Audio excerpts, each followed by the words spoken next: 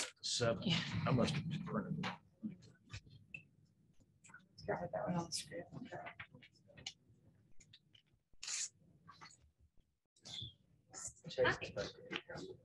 Okay. Oh, there. Okay. You don't have. How's it going? I do. I got Julie and Nick. No. Oh, Next time. Nick is next. There he is. Okay. I didn't turn around far enough. We were holding on to some cord. Yeah. You guys are ready. Ms. Andrews? Yes, thank All you. right, roll call. Planning and Development Committee, February 28th. Ms. Andrus, Here. Mr. Gwaltney, Mr. Wilverton, Mr. Sims, Here. and Ms. Nelms. Here. Thank you. Okay, can we start with a motion to dispense with the reading and approve the minutes from the previous meeting? Okay, a motion from Council Sims. All those in favor? Aye. Any opposed? Yeah, 6-0. All right, old business, public hearing set of 09/01/22. Public hearing set for February 28th, 2022 at 6 p.m. for consideration to rezone 2916 Linden Avenue from C1 Office Building District to C4 Central Business District. The applicant is Straisner Investment Company, the owner Daniel and Chase Straisner, to facilitate new commercial development. The Planning Commission had a vote of 6-2 with one absent for a favorable recommendation of the rezone. Mr. Smith. Thank you. And Chase is here, and I'm going to turn it over to him in a second. I've already given him this morning that he's going to have to do this consecutively. Yes, yes, but better than, yeah. Overnight, but all one night. So this is a property on Linden Avenue. Can you go to the maps at the end? Yeah, there you go. So, perfect. So when you turn left off of Oxmoor on the Linden, it's the first building that faces Linden on the left. And I'll just let Chase talk about what he plans to do. Yeah, that's what, thank y'all for me. I'm sorry I'm not dressed up, coming from another row house.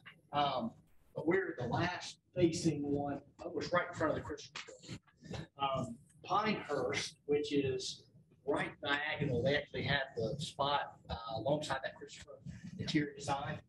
They reached out and said their business is going so well with their simulators that they wanted to use ours to put 4 simulators and kind of have a little golf shop. Oh, wow. So unfortunately, right now, we're only zoned for C1, which is strictly office. But seeing if we could get that C4 classification to be able to open it up to them, and they'll also help kind of do the building with us. The guy over there, he's unbelievable. Super nice guy. Okay, so when you spoke to the planning commission, you did not have any plans for the building. So we had our blueprints. We did. And we did get the variance request to go ahead and start getting some stuff in. Not the BCA, but the planning commission, when we did the initial rezone. Right, Okay. right.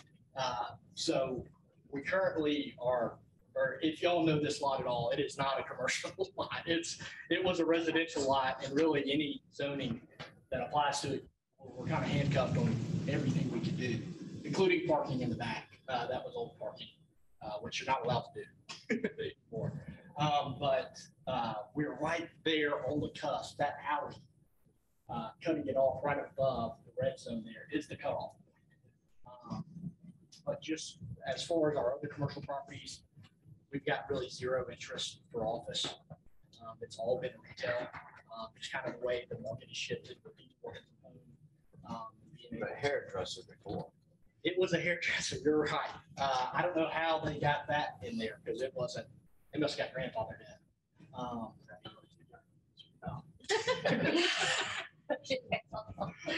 Okay. So everything has been grandfathered in. But So your intention is to go into business and have the board golf simulator with. yes. Okay. As soon as we get it rezoned, we can really kind of get a lease. Okay, drawn because up for it. the reason I brought that up was the concern that some folks on the planning commission had about alcohol. Yeah, ADC's. Yeah, something. exactly. So, It would have been. because you didn't have these plans in place at the time, so that's why I was asking. Okay. I think we're looking at around a $600,000 completely done rebuild. So it's going to really look a lot like that Christopher building. Yes. Across the street, but put a lot of money in to make it look nice. Okay. Any questions for Richard?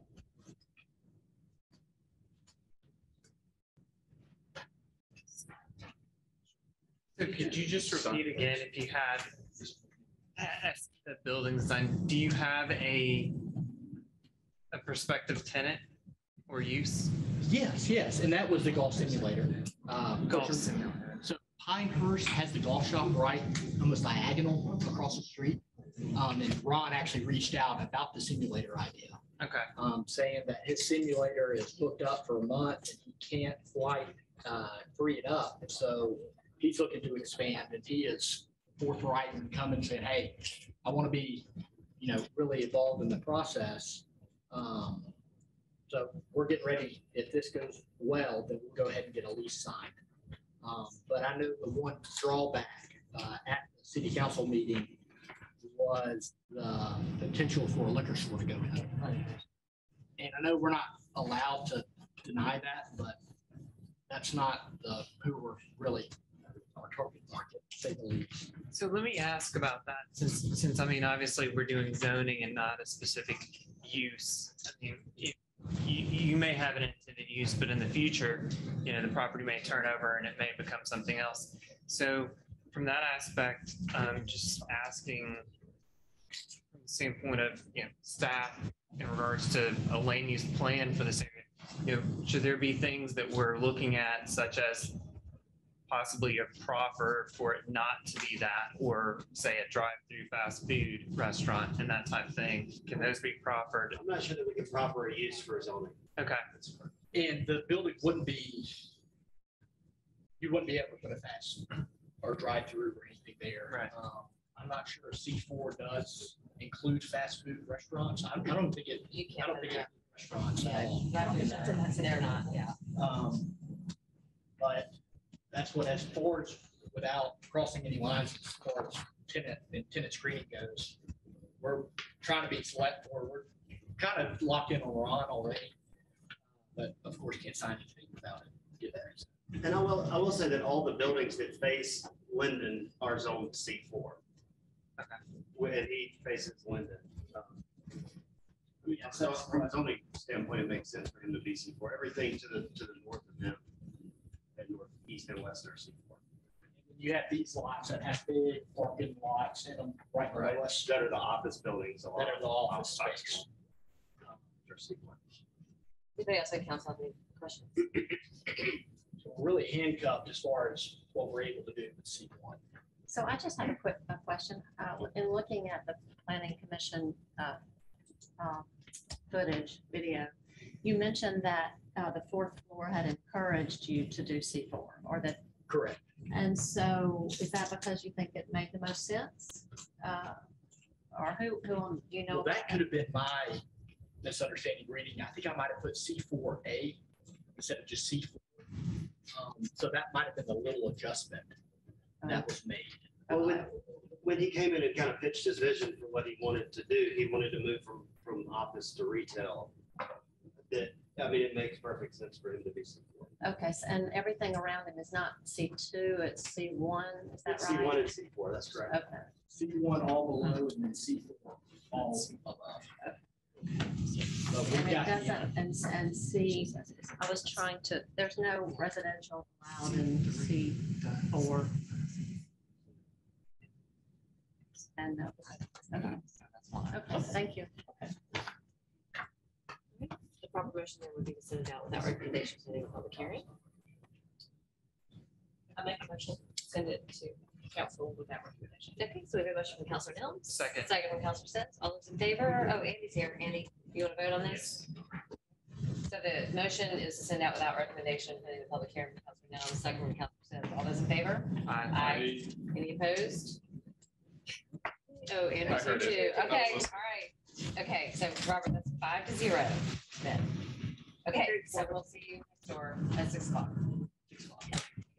Okay, thank you. We'll see you soon. Okay, all right, moving on. 06/02/22, public hearing set for March 14th, 2022 at 6 p.m. for consideration of ordinance to adopt 2021 building codes, White View, inspections apartments. Yes, our building codes are now 7 years old and we've skipped a cycle, so it's time for us to adopt new building codes. So this ordinance will allow us to do that. Okay, and are you gonna send that out to the committee and then the council? Are we just Is there anything we need to be looking at, anything changing? No, I'm sorry. I'm not- Anything that we need to know that's changed or anything that we need to be monitoring or anything? No, there's nothing that we're going to sort of like be picky about taking part of it out, putting new parts in. We'll just adopt it as it's written. So it should be pretty simple. Just sort of routine. Sort of routine. Yeah, there's nothing too exciting about this. Questions? Any questions? And just a question, if there is something changing, then what's the purpose of adopting new ones? Well, yeah, I didn't mean to suggest that the codes don't change. The codes do change, and there are going to be, there are some things in there that, builders are probably going to have to get used to. It's going to be a little growing pains here and there, especially with the electrical code. There are some little stricter things that are in there, but I won't bore you with all that. We're going to stay with the 2015 Alabama Energy Code. I should point that. That's it's a little more lenient on the residential side. Down south here, it doesn't really pay off. Put in some of the real serious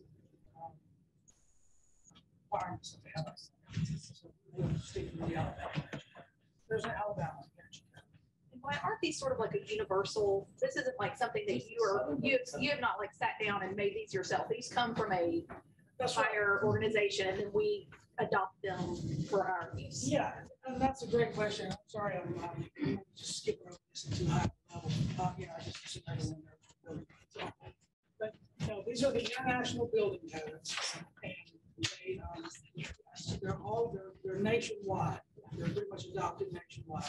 And John, you asked about the Southern building code. That actually is. Superseded by the international.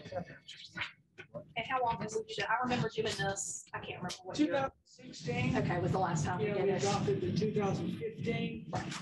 Some municipalities have an ordinance that requires that they be, new codes are adopted every time the new ones come out, which is every 3 years. We don't have that here at Homewood, so it's a safe bet to skip a cycle and go every 6 years. Got it. Any other questions from the committee? I have one question. So is this, I know at one point we had an issue with the building code required sprinkling over certain square footages, and we pulled that out, I believe. Does this bring that back potentially on the residential side? Okay. The ordinance as it's written continues to, it takes that part out of it as well, so. Remember that being Yeah, huge. it's a bit of a headache too. Well, because then everybody requested a variance. That's right. Do you want to make a motion to send this out without recommendation? Yeah, sure. Go ahead. So why, I know you were helping with that homeowner situation. Does this kind of pertain to the situation that she had going on with her roofing replacement from? That same requirement for a drip edge is in this new code as in the 15 code. That's what you mean. Yeah, so we're just looking to adopt what we came back and you said we had actually adopted years ago that is helping to protect her from what took place. Sure, yeah, we adopted that in 2016. Perfect, And- okay. and it- Okay, great. Motion? Send it out. Motion to approve, I guess. No, so that recommendation was in the public hearing. Okay, yes. Second? Second. Okay, take second from Councilman Nelms. So motion from Councilman to send out that recommendation. Second from Councilman Nelms. All those in favor? Aye. Any opposed? That passes 5-0. 070222, public hearing set for March 14th, 2022 at 6 p.m. for consideration of ordinance to adjust building permits and fees. Wyatt? Okay, at the same time, when the building codes were adopted in 2016, there was also an ordinance adopted in tandem with that pretty much outlines all of the permit fee structure, the fees for all the permits. Well, we've been looking at that for a while because we've been maybe lagging behind just a little bit in our permit fees. So we compared it to all the other surrounding municipalities. And this just tweaks a few things, brings us up kind of in line with neighboring municipalities. We did add one fee schedule that was not in there previously, and I actually borrowed the idea from Mountain Brook. The it's a fee for plan review. Which I think is something that's fairly well. My plan table right now is to cover that and then half on those for courtesy reviews. And, you know, It's cost us time. it's kind of a backdoor way of saying, here, you design this for Yeah. me. And so this would just help maybe sort of cut down on some of that. What is that fee? How much is that? It's based on dollar value, so there's a schedule in there and then. Yeah, that'd be great. It's different for residential and commercial. It's based on dollar, steps up. Any other questions? Okay, motion? So that. That's not. Okay, motion from Council Wilkerson, second from Council Gwaltney. All those in favor? Aye. Any opposed? That passes 5-0. And without objection, we are adjourned.